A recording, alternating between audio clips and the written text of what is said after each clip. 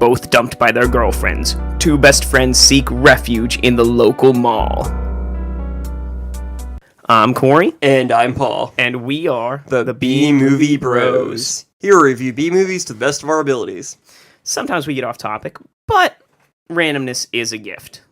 As you heard in the very brief description of the movie that is actually from IMDb, well, you didn't hear what it is. We are doing the movie Mallrats. That's right, Kevin Smith's 1995 color film, Mallrats, as we continue our shopping month extravaganza.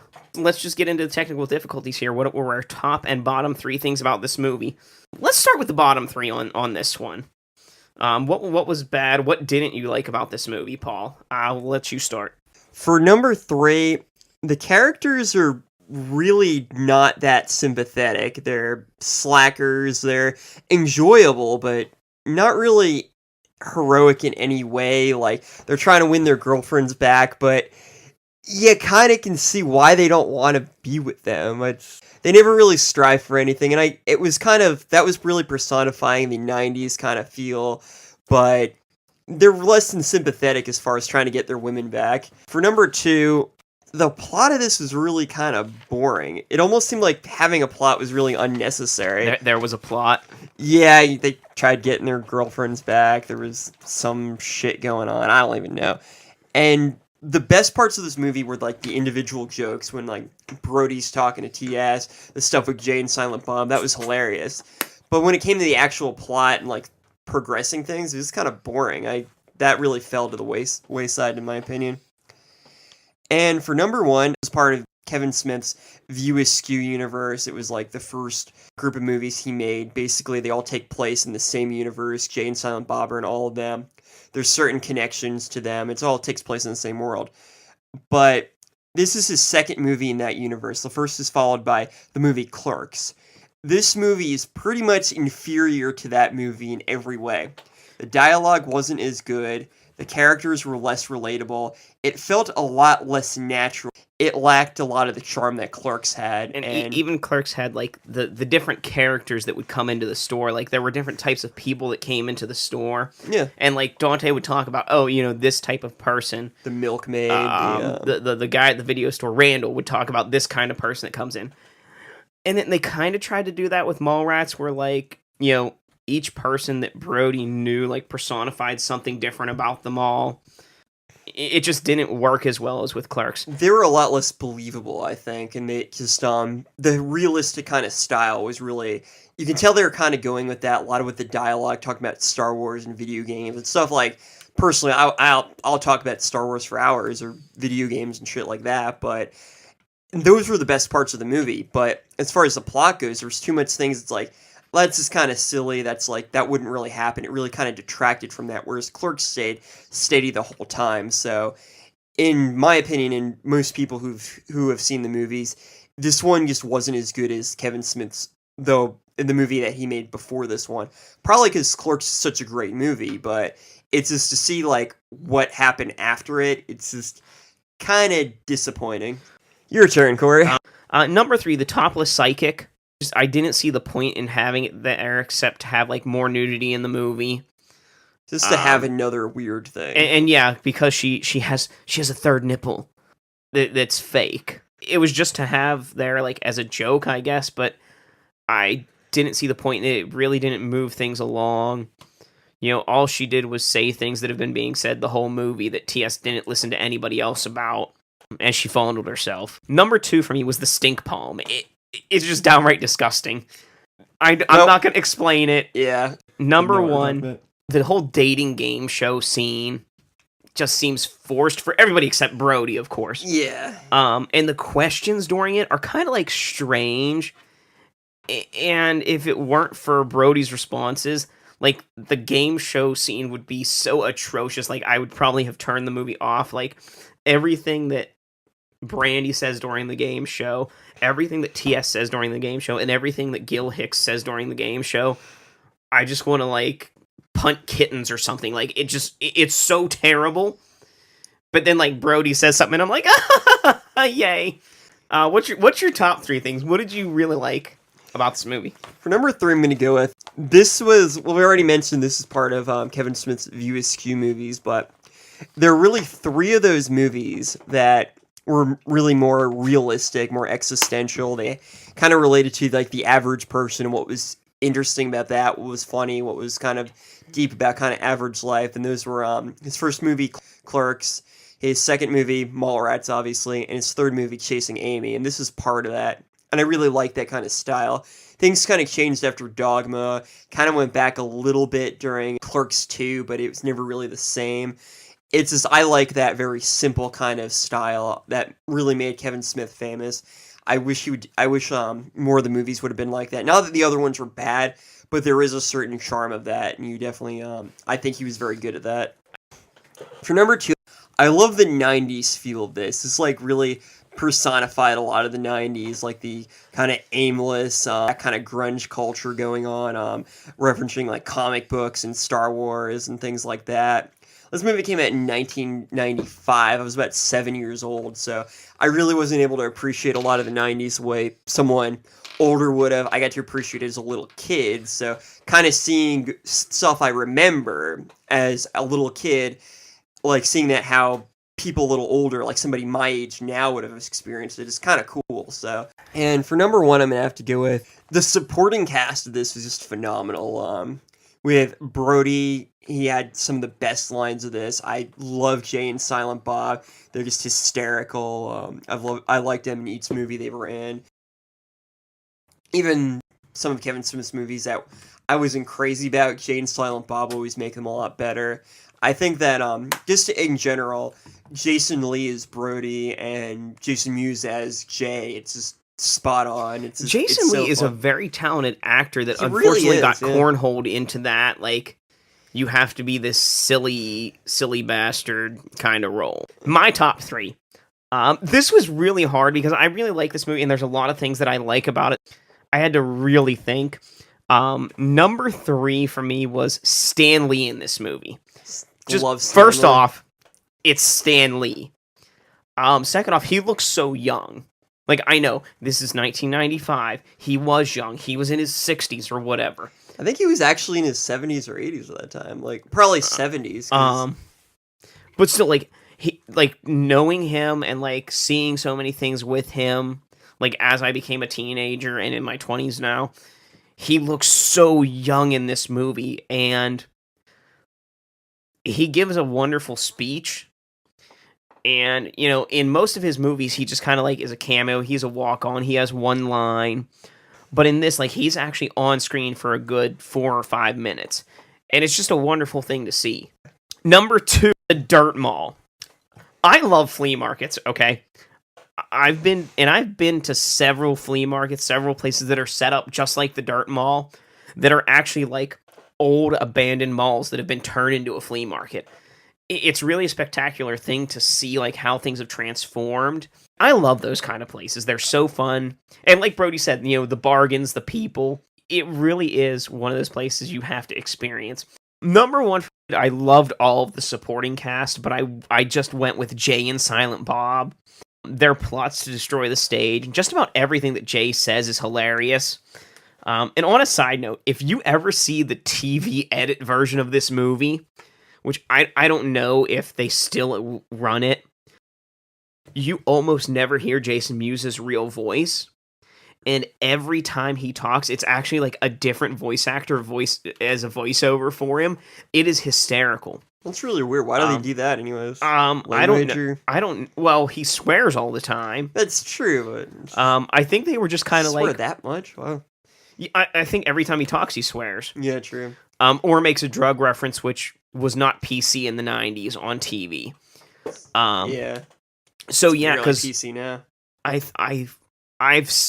saw this movie, like the actual movie, before I saw the TV version of it one time, where I just kind of like left it on, and it's actually hilarious to hear the TV edit version because so many things are changed in it, and there are so many different voiceovers, and it's like the obvious, like, you know, Brody's talking, he's like, you know, dude, Stan Lee, you know, is the things thing really made out of orange rock? Because that's like so awesome, and it's like it's so out of place.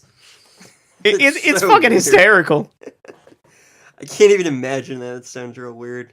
Yeah, Jay and Silent Bob are like Batman and Robin if they were stoners. They do have their superhero personas of Blunt Man and Chronic. Yeah. Let's get into Quote Wars! Quote war. I'm gonna go first. It's impossible. Lois could never have Superman's baby.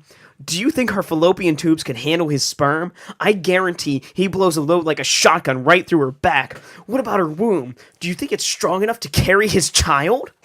You know, I think you ought to get him some help.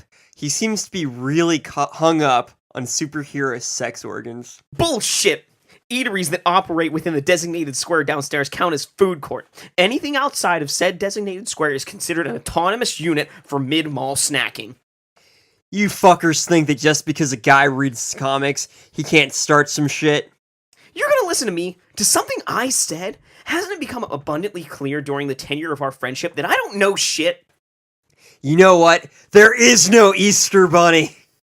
You took me where you went shopping, you jerk. You think I care what store in the shit pit dirt mall has the latest Godzilla bootlegs? Do you call eating pizza in the same dive pizzeria every night eating out? Do I give a shit when two major comic book labels are crossing over characters, selling two editions of the same book in varied ink chromium covers? I am a girl, damn it! I want to do girly things, like fix up someone's hair and get phone calls expressing romantic sentiments.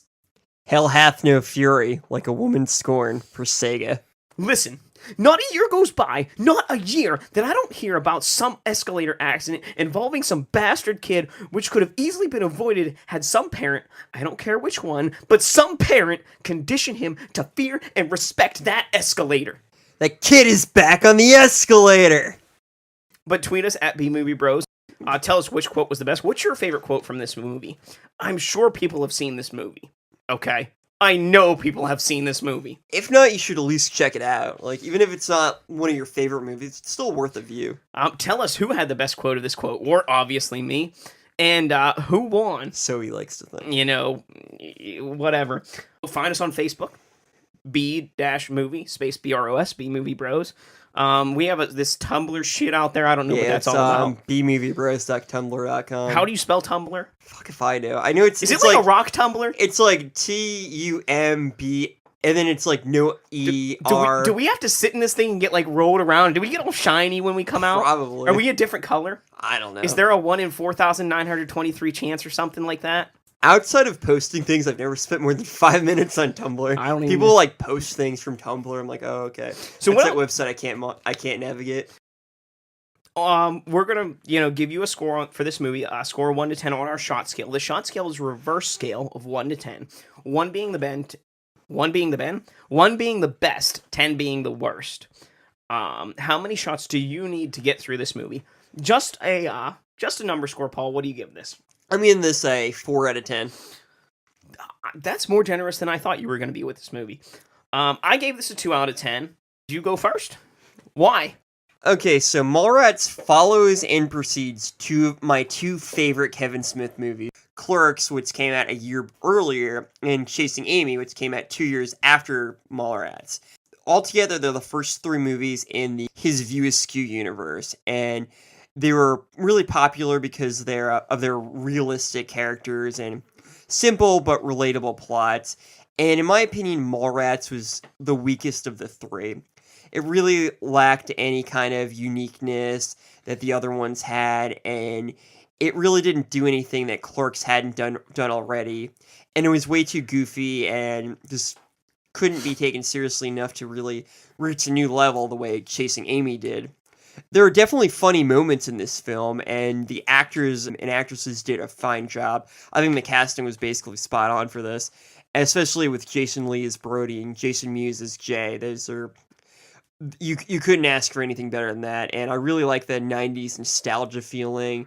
It's definitely cool to see, and like looking back, like in 2015, seeing everything from the 90s where I kind of grew up, it's really kind of neat. However, other than that, this movie just really doesn't have much to offer, so I would suggest anybody watch it, but in my personal opinion, when I compare Kevin Smith's movies in this universe, it just falls short to Clerks and Chasing Amy. Mostly because those are two fantastic movies, but I just can't help but make the comparison, and it just falls short. I gave this movie a 2 out of 10, and here's why. First off, I have to say that I really don't care about T.S. and his mopey love story thingamajig that seems to be the focal point of this movie. What does make this movie great is the support cast and characters. Jason Lee's portrayal of Brody Bruce is both at times hysterical and disgusting. His dialogue produces more laughs through this movie than all the other characters combined. Jay and Silent Bob, played by Jason Mewes and Kevin Smith respectively, also produce numerous laughs, although their screen time is short-lived. They do make up the best part of the film.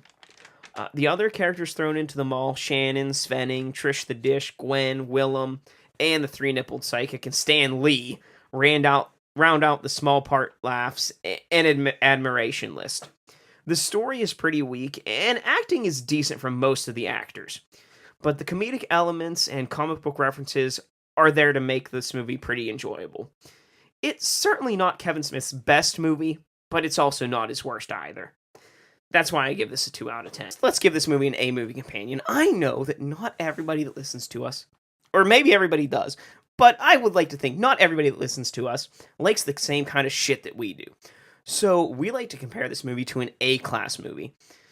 Telling you why this A movie is just a better quality version of this B movie that we're reviewing. For my A movie companion, I give it Jingle All the Way, the 1996 Christmas movie starring Arnold Schwarzenegger and Sinbad. What about you? For my A movie companion, I'm picking the 2004 movie The Terminal, starring Tom Hanks, directed by Steven Spielberg. I'd like to hear your Steven Spielberg movie first. Both films primarily take place in one setting. Mallrats takes place in a mall, and The Terminal takes place in an airport terminal.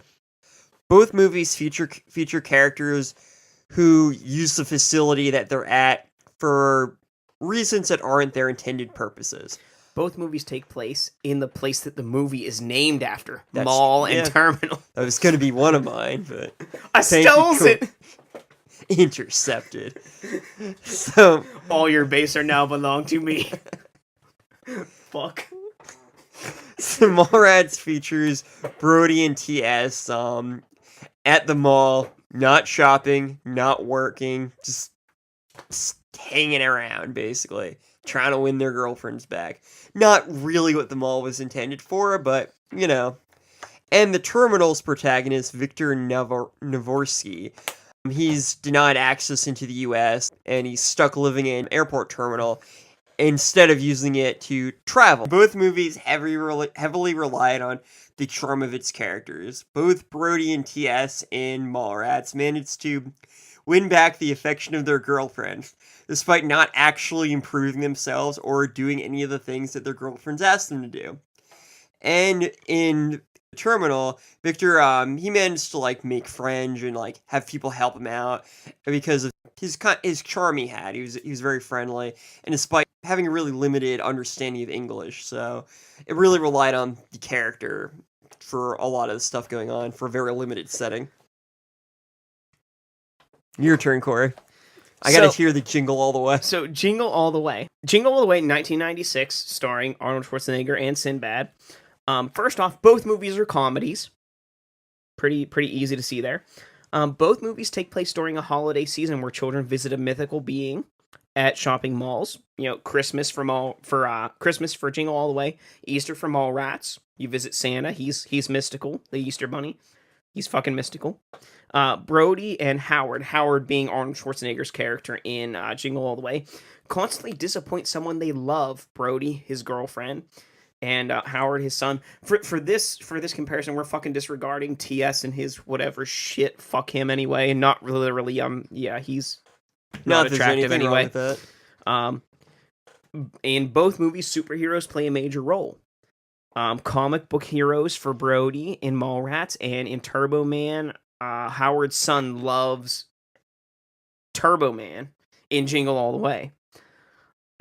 In the budgets for the movie, the budget for Jingle All the Way was $60 million. The budget for Mallrats was $6 million. If you knock off 10 from the Jingle All the Way budget, it's the same budget. $6 million. Major plot points happen in a mall in each movie. Brody and Howard both have a greatly challenging goal.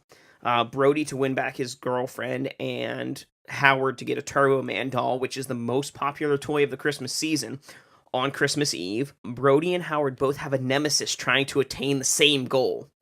Brody in Shannon, the manager of Upscale Mail, and Howard's nemesis is Sinbad the Postman. I don't know the fucking character name, but it's Sinbad. It's Sinbad. I'll still call him Sinbad. Both movies come to head in an epic showdown with Brody and Shannon at the dating show and Sinbad and Howard in costume at the fucking Turbo Man winter parade. Brody and Howard both end up succeeding in winning the love and affection of the person whom they constantly disappoint. Brody's girlfriend and Howard's son. And that is how Jingle All the Way is just an A-movie version of Mallrats. But I think it's time that we drink away the flick. Drink away the flick. Come on and grab your drink. Let's drink away the flick. Bum, bum, bum, bum. We're going to give you some drinking games. Some from me, some from Paul. How you can drink away this flick. So here we go from me. Number 1. Every time someone mentions T.S. or Brody being dumped, take a drink. Number 2.